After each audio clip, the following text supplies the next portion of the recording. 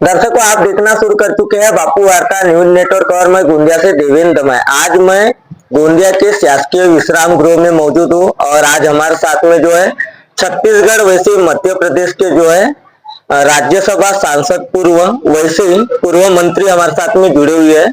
आइए जानते हैं, आज उनका अचानक से दौरा हुआ गोंदिया में और आज शासकीय विश्राम गृह में आए।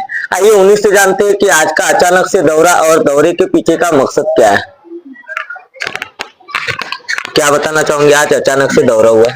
आज गोंदिया में आने का मुझे अवसर मिला, सुअवसर मिला। हालांकि मेरा कुछ ओरिजिनल प्लान नहीं था। नागपुर में आया था, तुम्हारे बड़े भाई ऋषिकर भारती जी ने बोला कि आज हमारी मीटिंग है और आज आकर मुझे इस मीटिंग को अटेंड किया मैंने। और उसमें जो हमारे दलित, बैकवर्ड माइनॉरिटी, जो भी हमारे समाज, बहुजन समाज के लोग हैं, इनके सामने जो ज्वलंत मुद्दे हैं इस देश के अंदर, सिर्फ महाराष्ट्र में नहीं पूरे देश में जो ज्वलंत मुद्दे हैं, शिक्षा का मामला है, आरक्षण का मामला है, जनगणना का मामला है और भी कई मुद्दे हैं, अन्याय अत्याचार का मामला है। तो इन सब मुद्दों पर हमारी व्यापक चर्चा हुई और आने वाले समय में एक राष्ट्रीय स्तर पर हमें जो रणनीति बनाने की जरूरत है, क्योंकि इतना बड़ा जो काम है ये टुकड़े टुकड़े में नहीं हो सकता है।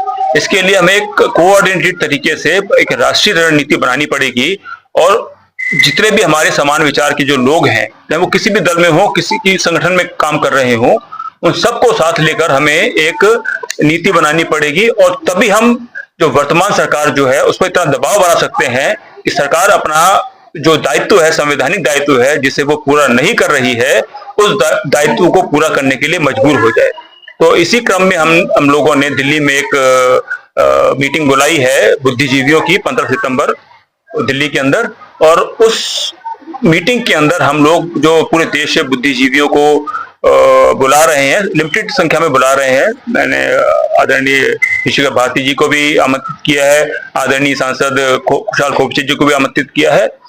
इसी तरीके से देश के कई हिस्सों से इसमें बुद्धिजीवी आएंगे और इस गंभीर मुद्दे पर एक व्यापक रणनीति की चर्चा होगी और ताकि हम सरकार के ऊपर दबाव बना सकें और आने वाले समय में इस समाज के लिए, इस बहुजन समाज के लिए, दबे कुचले समाज के लिए कुछ सार्थक और ठोस पहल कर सके।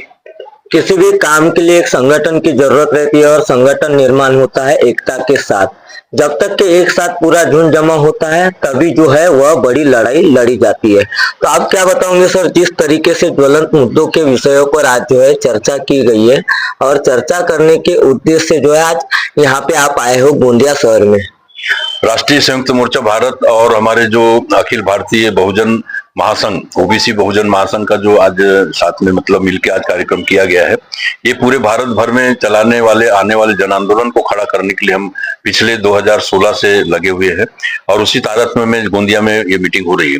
तो अभी आज के जो निर्णय हमने लिया है, एक तो संविधान की सुरक्षा और अमलबाजी, दूसरा मुद्दा यह है कि हम लोगों ने जो है ओबीसी की गिनती के साथ सर्व समाज की गिनती हो और उसका जो है तत्काल जो है मतलब चुनाव के पहले उसका जो निर्णय हो जाना चाहिए।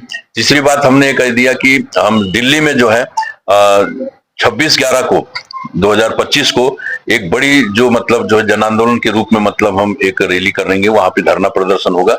हमारे इन तमाम मुद्दों पे जो देगा, बेरोजगारों को न्यूनतम 30,000 का रोजगार, उसकी चलेगी सरकार। उसके अलावा जो योग्यता है तो 3 लाख से ज्यादा किसी को तनख्वाह नहीं मिलना चाहिए और हम चाहते हैं कि 100 करोड़ से ऊपर की जो राष्ट्रीय संपत्ति सब हो जाना चाहिए, निजीकरण खत्म होना चाहिए और 100 करोड़ से ऊपर तो बिल्कुल ही नहीं रहना चाहिए। बड़े उद्योगों का राष्ट्रीयकरण बाबा साहब अम्बेडकर ने पहले भी कहा था, लेकिन इन लोगों ने जो है बड़े उद्योग बनाकर रिजर्वेशन खत्म करने की साजिश की गई है, तो उसके खिलाफ हम लोग चाहते हैं। और इसलिए आप 1 मिनट के अंदर अगर मुकेश अंबानी की पत्नी के पास 1 करोड़ रुपया आ रहा है और 100 करोड़ लोगों के पास 100 रुपया भी रोज का नहीं आ रहा है, तो ये इतनी विसंगति को खत्म करने का एकमात्र ये होगा कि काम बांधो दाम बांधो। आप सबको मतलब जो है सबको पैसा देना पड़ेगा आपको। ये समान अधिकार जो है हमारा संविधान बोलता है, समानता का अधिकार, उसकी जो है आय का संतुलन बनाना पड़ेगा। वो एकमात्र हमारा तरीका है, जो संविधानवादी लोग सत्ता पे बैठेंगे तभी ये कानून मतलब लागू होगा। इसलिए आने वाले समय पे हमारे साथी जो यहाँ पर राष्ट्रीय उपाध्यक्ष हमारे अध्यक्ष जी तो चले गए, लेकिन आज जो है हमारे पारदी जी जो है, गणेश पारदी जी जो राष्ट्रीय उपाध्यक्ष भी हैं और युवा नेता है, जिनको अभी हम लोग चाहेंगे कि इनको अभी तो जिला पंचायत में लाएंगे, सदस्य बनाएंगे और अध्यक्ष बनाएंगे, उसके बाद में इनको विधायक भी बना के छोड़ना है हमको। तो ऐसे जो साथी, जो युवा साथी मैं देख रहा हूँ काफी बड़ी संख्या में इधर आए हैं। तो एक एक जो लोग है, लोग समझ नहीं पाएंगे कि कितने साधारण से लोग मतलब विधायक और सांसद बन गए।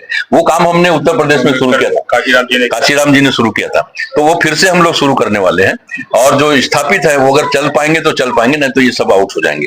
इसलिए हमने आज का जो मीटिंग हुआ है, और बहुत आप लोगों को धन्यवाद देते हैं, आपकी चैनल को जो लगातार हमारे साथ बैठ के अभी काम कर रहे हैं। जैसे कि दर्शकों अभी तक के आपने देखा कि हमारे साथ में जो है पूर्व राज्यसभा के सांसद, वैसे पूर्व मंत्री और कई सारे ज्वलंत विषयों पर जो है आज चर्चा हुई।